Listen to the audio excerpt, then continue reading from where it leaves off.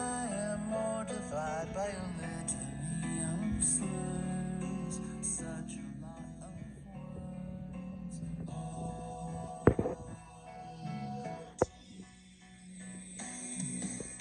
Madam, I challenge you to a duel.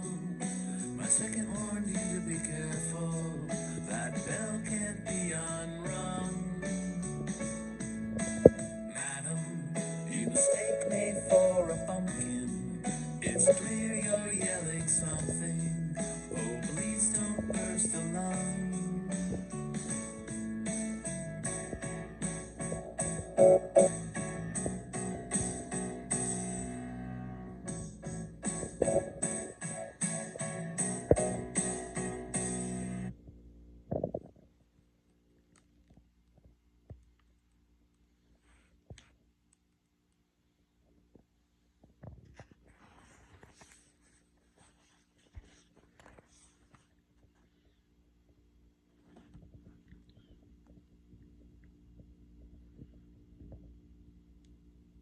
Slid, if these be your quote-unquote pasados and your montantes, I'll have none of them.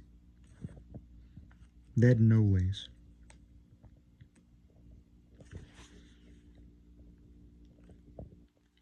The Baron Ritzner von Jung was of a noble Hungarian family,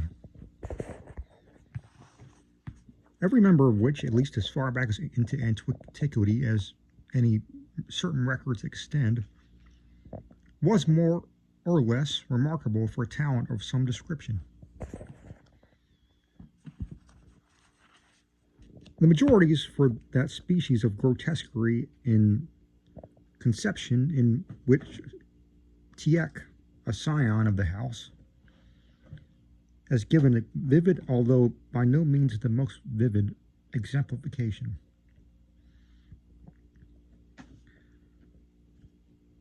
My acquaintance with Ritzner commenced at the magnificent Chateau Jung, into which a train of droll adventures not to be made public threw me during the summer months of here. It was that I obtained a place in his regard, and here, with somewhat more difficulty, a partial insight into his mental conformation.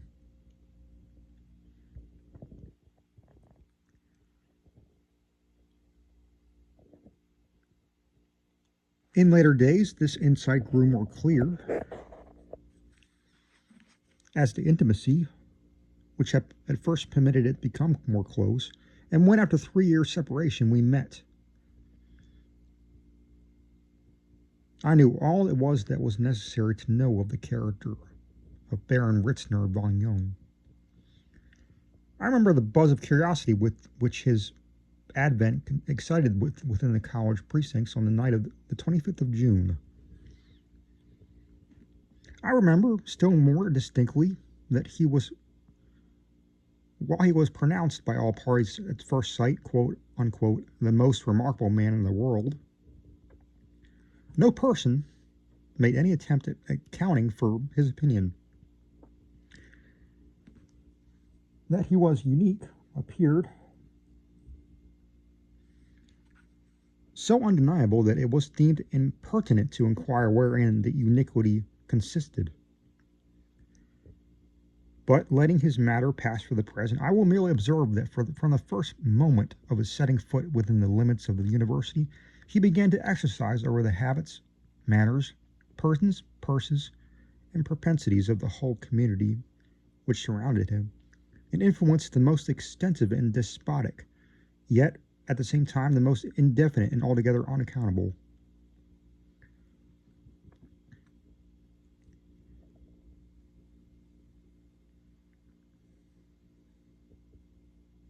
Thus, the brief period of his residence at the university forms an era of its annals, and is characterized by all class of peoples appertaining to it or its dependencies as, quote, that very extraordinary epoch forming the domination of the Baron Ritzner von Jung. Upon his advent, he sought me out in my apartments.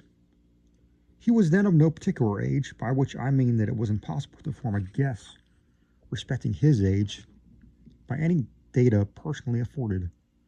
He might have been 15 or 50, and was 21 years and 7 months. He was by no means a handsome man, perhaps the reverse. The contour of his face was somewhat angular and harsh. His forehead was lofty and very fair, his nose a snub, his eyes large, heavy, glassy, and meaningless. About the mouth there was more to be observed.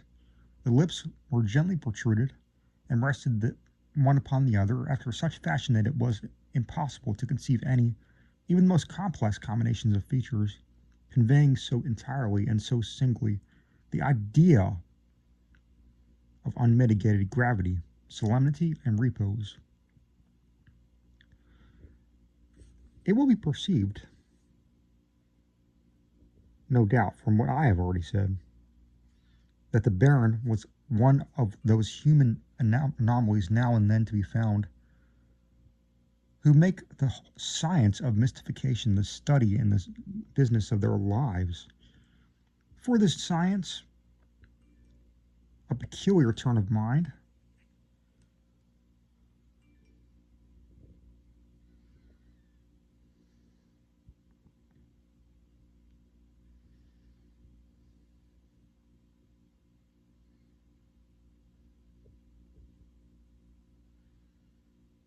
gave him instinctively the cue, while his physical appearance afforded him unusual facilities for carrying his projects into effect.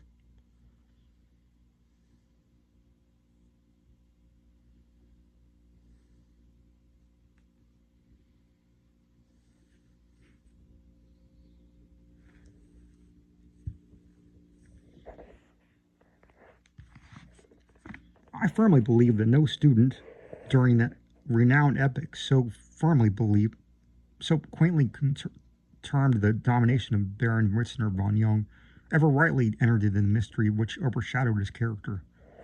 I truly think that no person at the university, with the exception of myself, ever suspected him to be capable of a joke, verbal or practical. The old bulldog at the garden gate would have sooner have been accused. The ghost of Heraclitus, or the wake of the emeritus professor of theology. This too, when it was evident that the most egregious and unpardonable of conceivable tricks, all conceivable tricks, whimsicalities, and buffooneries were brought about, if not directly by him, at least plainly through his intermediate agency and connivance. The beauty, if I may so call it, of his art mystique lay in that consummate ability resulting from an almost intuitive knowledge of human nature and a most wonderful self-possession, by means of which he never failed to make it appear that the drolleries he was occupied in bringing to a point arose so partly in spite and partly in consequence of the laudable efforts he was making for their prevention and for the preservation of the good order of the dignity of the Almater. The deep, the poignant, the overwhelming mortification which has upon each such failure of his praiseworthy endeavors would suffice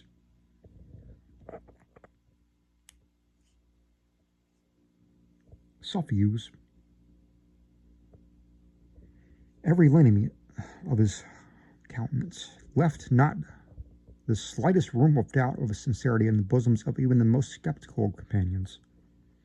The adroitness, too, was no less worthy of observation, by which he contrived to shift the sense of the grotesque from the creator to the created, from his own person to the absurdities to which he had given rise. In no instant before that of which I speak have I known the habitual mystific escape the natural consequence of his maneuvers, and attachment of the ludicrous to his own character and person. Continually developed an atmosphere of whim, My friend appeared to live only for the severities of society, and not even his own household have a moment associated other ideas than those of rigid and august with the memory of the Baron Ritzner von Jung. During the epoch of his residence, it really appeared that the demon of the dolce far niente, or sweetness of doing nothing, lay like an incubus upon the university. Nothing, at least, was done beyond eating and drinking and making merry.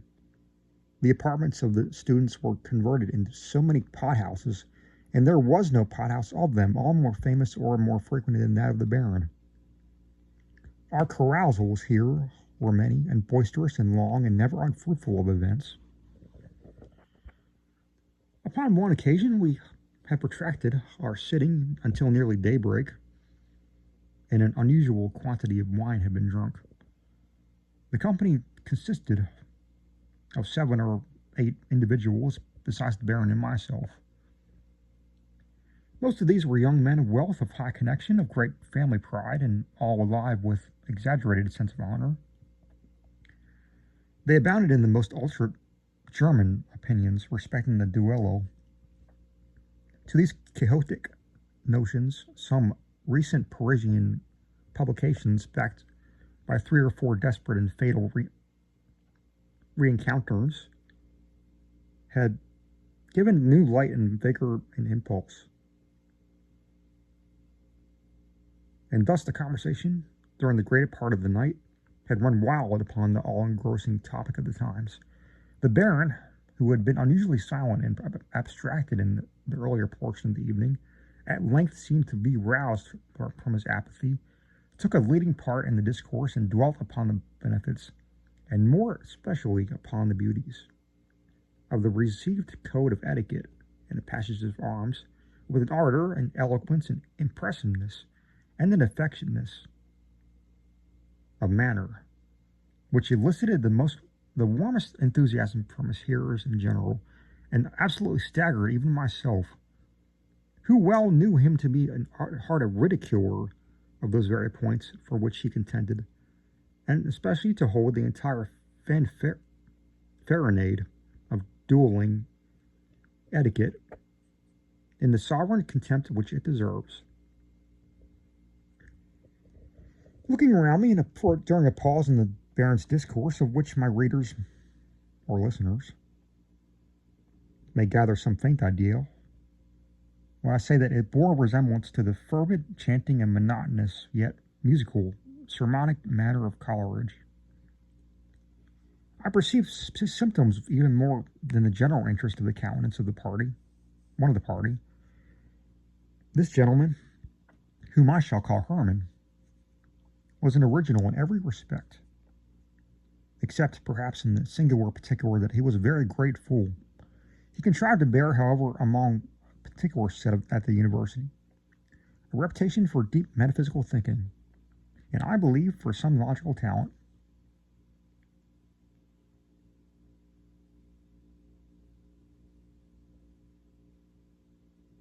As a duelist, he acquired great renown.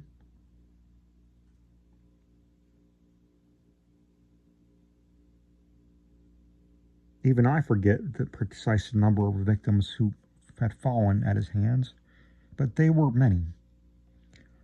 He was a man of courage, undoubtedly, but it was upon his minute acquaintance with the etiquette of the duello and the nicety of his sense of honor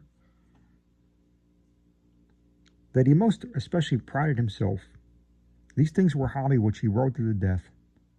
To Ritzner, ever upon the lookout of the grotesque, his peculiarities had for a long time past afforded food for mystification.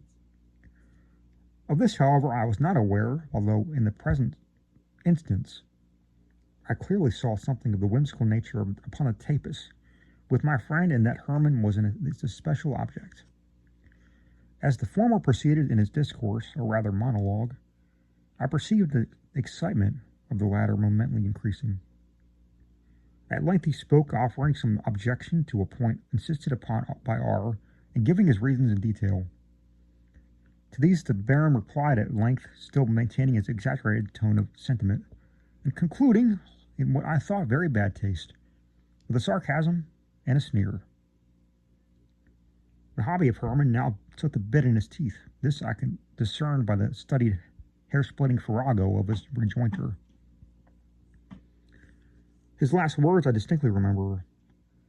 Your opinions, allow me to say, Baron von Jung, although in the main correct, are, in very many nice points, discreditable to yourself and to the university of which you are a member. In a few respects, they are even unworthy of serious refutation. I would say more than this, sir, but not for the fear of giving you offense. Here the speaker smiled blandly. I would say, sir, that your opinions are not the opinions to be expected from a gentleman. As Herman continued his equivocal sentence, all eyes were turned upon the Baron.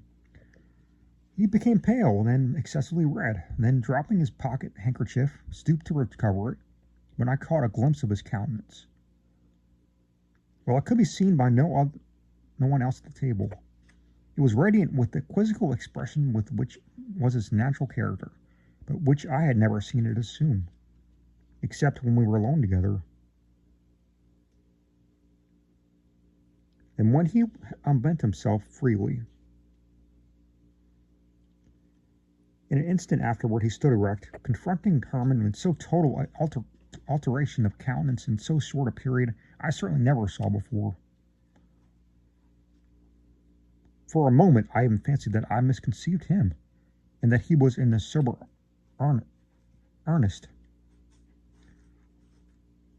He appeared to be stifling with passion, and his face was cadaverously white. For a short time he remained silent.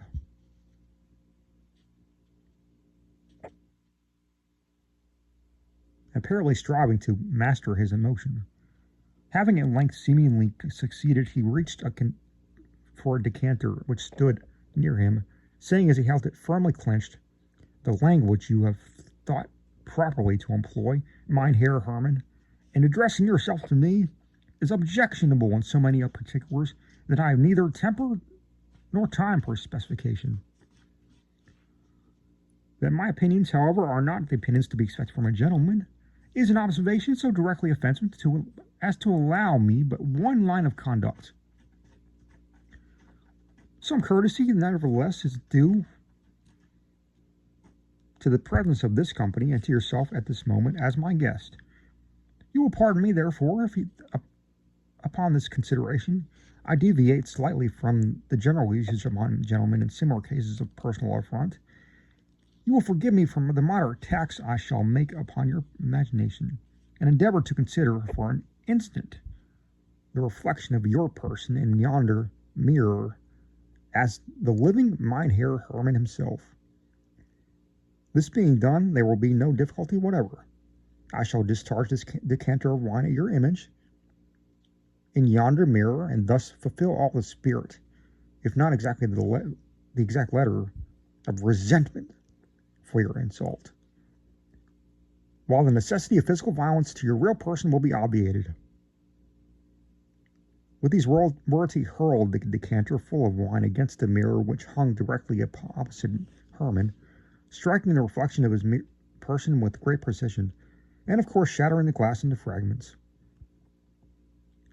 The whole company at once started to their feet, and with the exception of myself and Ritzner, took their departure. As Herman went out, the Baron whispered me that I should follow him and make an offer of my services. To this I agreed, not knowing precisely what to make of so ridiculous a piece of business. The duelist accepted my aid with a stiff and ultra-recherche air, and taking my arm, led me to his apartment, and I could hardly forbear laughing in his face while he proceeded to discuss, with the profoundest gravity, what he termed, quote-unquote, the refinedly peculiar character of the insult he had received. After a tiresome harangue in his ordinary style, he took down from his bookshelves a number of musty volumes on the subject of the duello, and entertained me for a long time with their contents, reading aloud and commenting earnestly as he read. I can just remember the titles of some of the works. There were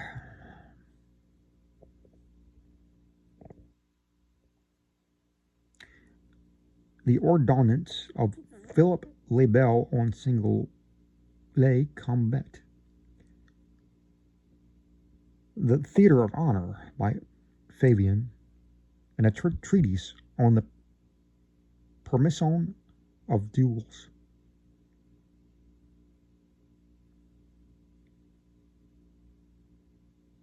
by Andiguet.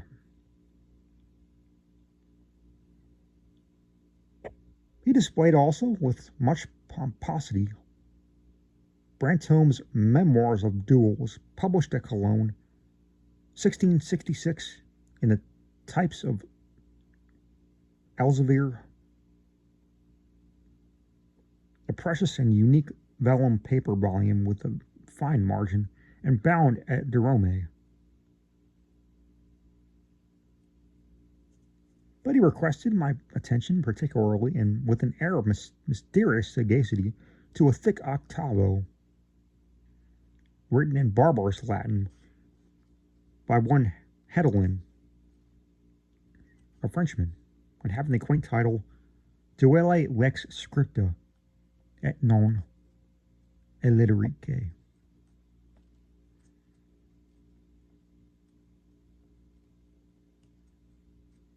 From this, he read me one of the most drollest chapters in the world concerning Ingeriae per applicationum, per constructionum, et per se, about half of which he averred was strictly applicable to his own quote-unquote refinedly peculiar case, although not one syllable of the whole matter could I understand for the life of me. Having finished the chapter, he closed the book and demanded of what I thought necessary to be done. I replied that I had entire confidence in his superior delicacy of feeling, and would abide by what he had proposed. With this answer he seemed flattered, and sat down to write a note to the Baron. It ran thus: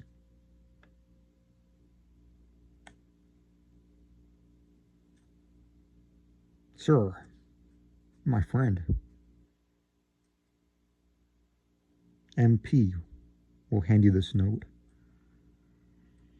I find it incumbent upon me to request at your earliest convenience an explanation of this evening's occurrences at your chambers. In the event of your declining this request, Mr. P will be happy to arrange with any friend whom you may appoint the steps preliminary to a meeting. With sentiments of perfect respect, your most humble servant, Johann Hermann. To the Baron, Ritzner von Jung, August 18th. Not knowing what better to do, I called upon Ritzner with this epistle. He bowed as I presented it, then, with a grave countenance, motioned me to a seat. Having perused the cartel, he wrote the following reply, which I carried to Hermann. Sir, through our common friend Mr. P, I have received your note of this evening. Upon due reflection, I frankly admit the propriety of this evening, of the explanation you suggest. This being admitted, I still find great difficulty, owing to the refinedly peculiar nature of our disagreement,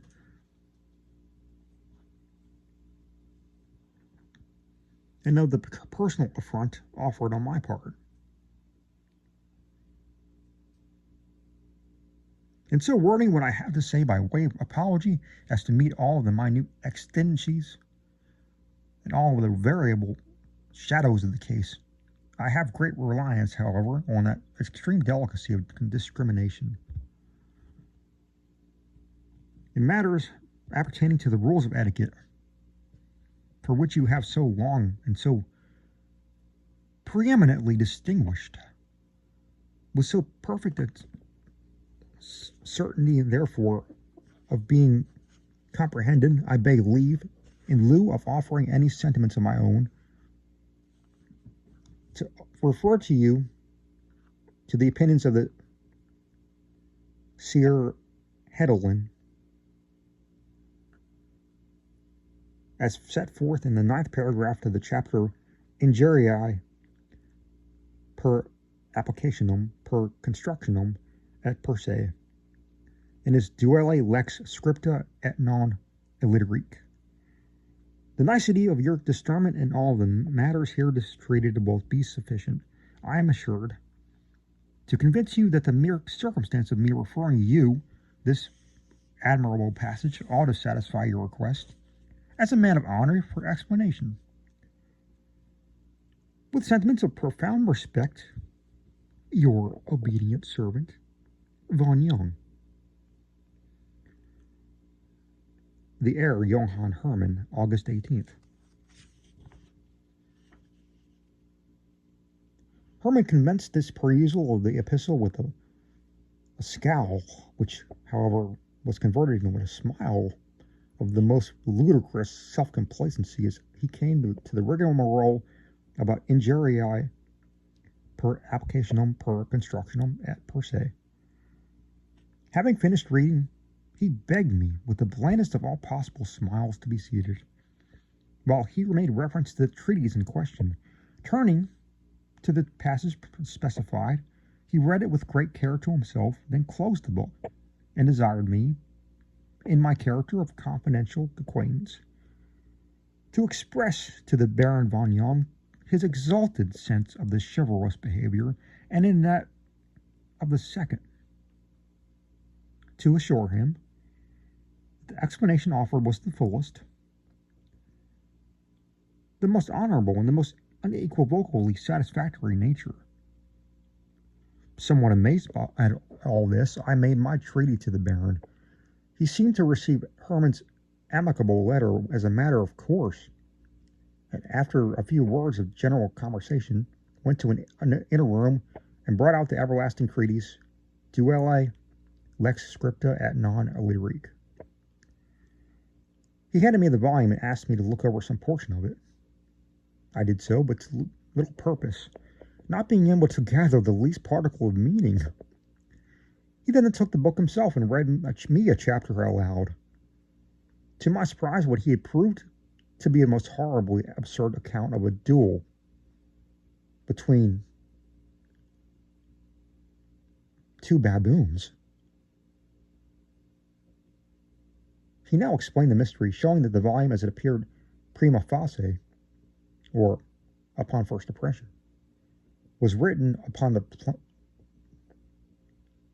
plan of the nonsense verses of Du Partis.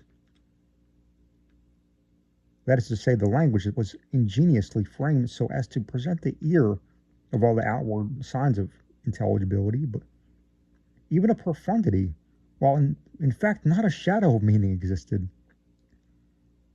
The key to the whole was found in leaving out every second or third word ultimately, when there appeared a series of ludicrous quizzes upon a single combat as practiced in modern times.